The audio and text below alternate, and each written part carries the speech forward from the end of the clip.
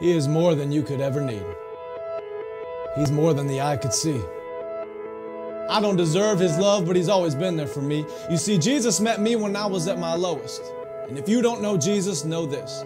He is the greatest example of generosity this world of greed has ever seen.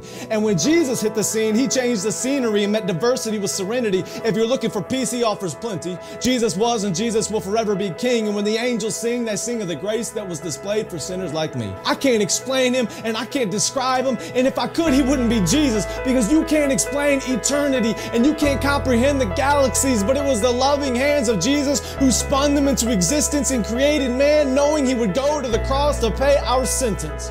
There was a certificate of judgment with a period after the sentence, and we were sentenced to death long before He said it is finished. He is a father to the orphan, a shelter for the homeless, a hiding place for the abused, and an anchor for our storms. He stormed the gates of hell and came out on top, and the power of His gospel cannot be stopped, even when the world tries.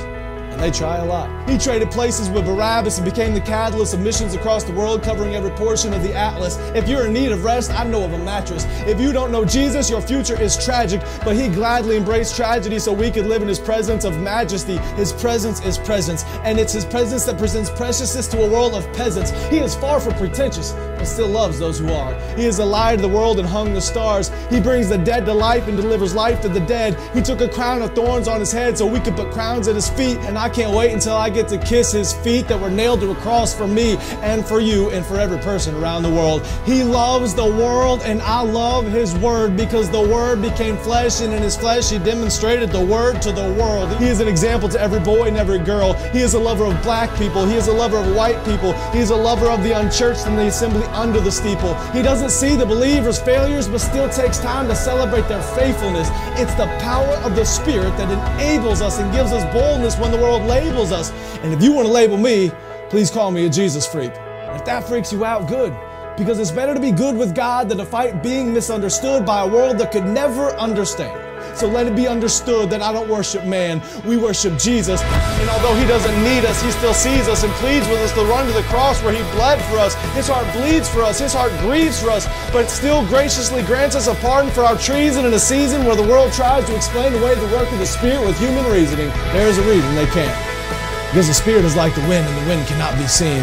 But loved is the one who believes without seeing the unseen. I'm telling you today that Jesus is something. He's something more. He's something great. And if you want to know Him, you don't have to wait. He stands at the narrow path with a key to the gate, and you only have to reach out and embrace His grace. I don't care who's president.